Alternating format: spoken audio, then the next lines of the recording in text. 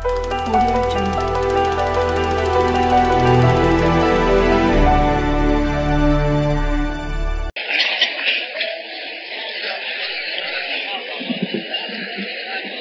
کا یہ تاریخی عظیم الشان مشاعرہ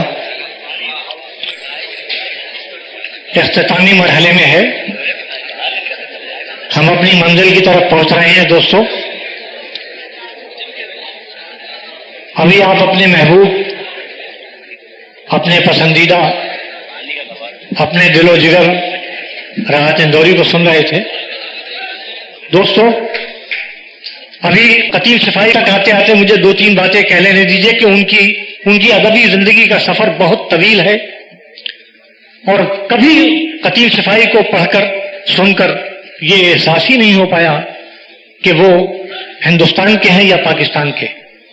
وہ تو اس سب کانٹیننٹ کی سنسکرتی کے شاعر ہیں.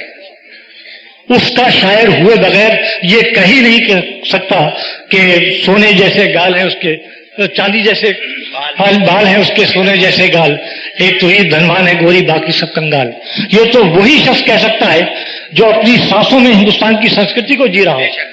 لیکن یہ وہ شاعر ہے جس نے آجمی لئے اور ایرانی لئے دونوں کو ایک توازن دیا ہے.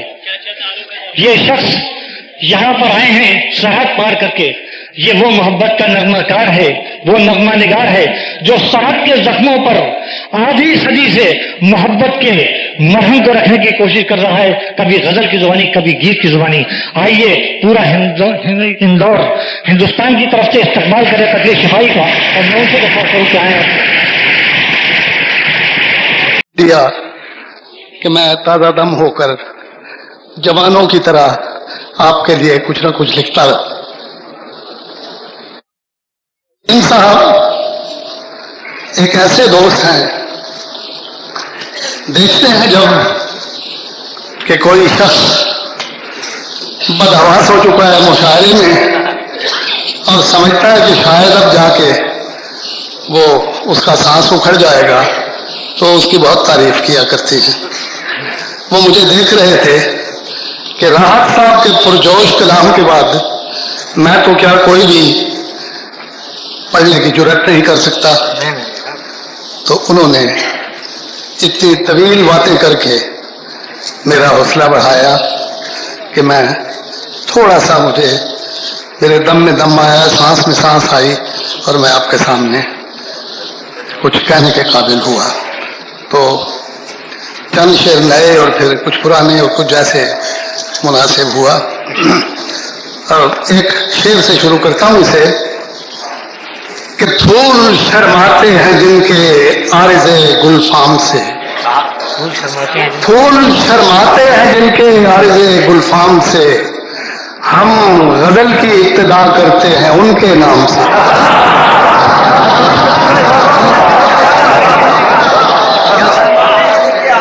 پھول شرماتے ہیں جن کے عارض گلفام سے، ہم غزل کی ابتدا کرتے ہیں ان کے نام سے.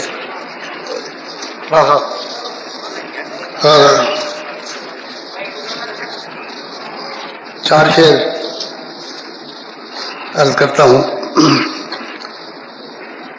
کہ دنیا نے ہم پہ جب کوئی الزام رکھ دیا، دنیا نے ہم پہ جب کوئی الزام رکھ دیا، ہم نے مقابل اس کے تیرا نام رکھ دیا.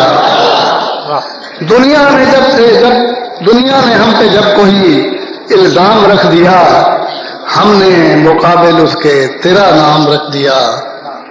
اور ایک خاص حد پہ آ گئی جب تیری بے رخی، ایک خاص حد پہ آ گئی جب تیری بے رخی، نام اس کا ہم نے گردش ایام رکھ دیا. ایک خاص حد پہ آ گئی جب تیری بے رخی، نام اس کا ہم نے گردش ایام رکھ دیا. اور اب جس کے جی میں آئے وہی پائے روشنی، اب جس کے جی میں آئے وہی پائے روشنی. ہم نے تو دل جلا کے سرے عام رکھ دیا. اب جس کے جی میں آئے وہی پائے روشنی، ہم نے تو دل جلا کے سرے عام رکھ دیا. اور مقطع توجہ طلب ہے کہ کیا مصلحت شناس تھا وہ آدمی قتیل، کیا مصلحت شناس تھا وہ آدمی قتیل، مجبوریوں کا جس نے وفا نام رکھ دیا۔ کیا مصلحت شناس تھا وہ آدمی قتیل، مجبوریوں کا جس نے وفا نام رکھ دیا۔ اور اب چند مطلب اس لیے پہلے نہیں سنائے کہ کئی جگہ پہلے سنا چکا ہوں، آپ کے لیے نئے ہیں۔ بہرحال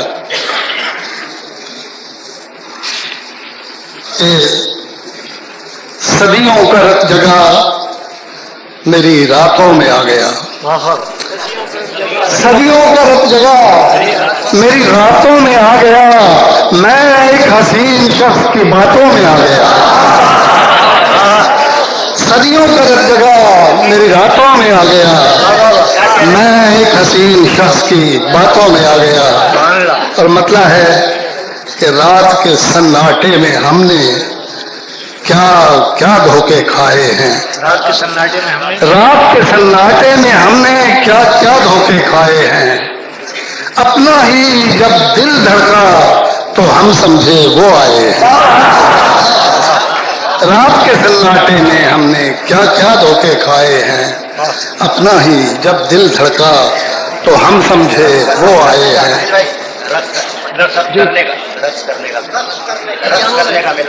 اس کا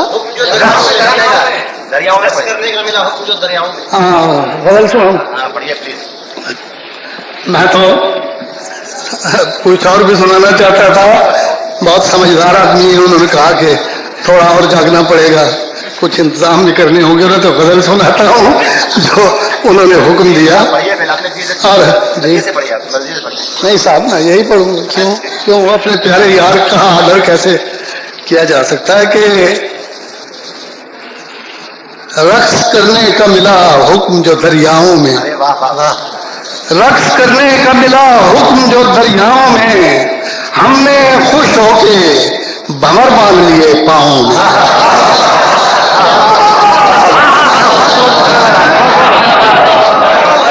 رقص کرنے کا ملا حکم جو دریاؤں میں، ہم نے خوش ہو کے بھنور باندھ لیے پاؤں میں۔ اور یہ شعر ان لوگوں کے متعلق ہے جو یہاں بھی ہے وہاں بھی ہے، پارٹیشن کے بعد جنہوں نے کچھ کیے کے بغیر ہی بڑے بڑے فائدے اٹھائے، کہ ان کو بھی ہے کسی بھیگے ہوئے منظر کی تلاش، ان کو بھی ہے کسی بھیگے ہوئے منظر کی تلاش، بوند تک بو نہ سکے جو کبھی صحراؤں، ان کو بھی ہے کسی بھیگے ہوئے منظر کی تلاش، بوند تک بو نہ سکے جو کبھی صحراؤں میں۔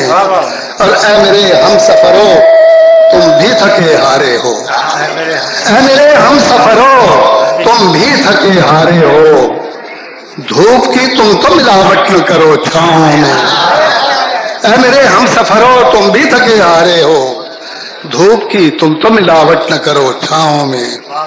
اور جو بھی آتا ہے بتاتا ہے نیا کوئی علاج، جو بھی آتا ہے بتاتا ہے نیا کوئی علاج، بٹ نہ جائے تیرا بیمار مسیحاؤں میں، جو بھی آتا ہے بتاتا ہے نیا کوئی علاج، بٹ نہ جائے تیرا بیمار مسیحاؤں میں، بٹ نہ جائے تیرا بیمار مسیحاؤں میں۔ اور حوصلہ کس میں ہے؟ یوسف کی خریداری کا، حوصلہ کس میں ہے؟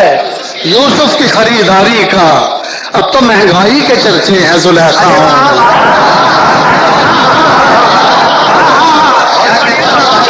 حوصلہ کس میں ہے؟ یوسف کی خریداری کا، اب تو مہنگائی کے چرچے ہیں زلیخاؤں میں۔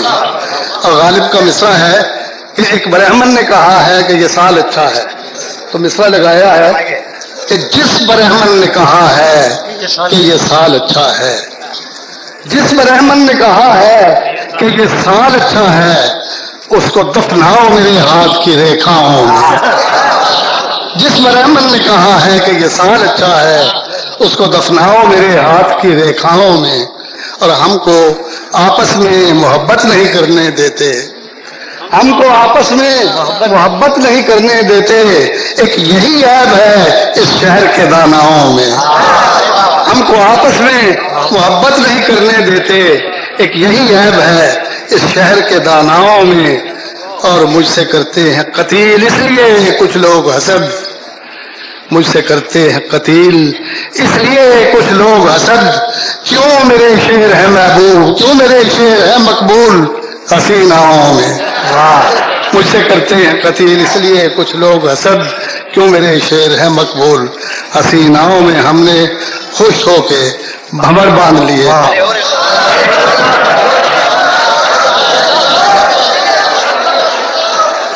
سنا دیجیے.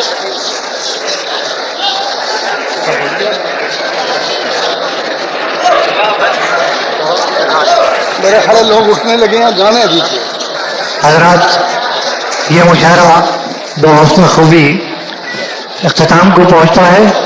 اس میں جو کچھ اچھا تھا وہ سب شعراء کا، منتظمین کا اور آپ کا. اس میں جو کمی رہی ہو وہ میری.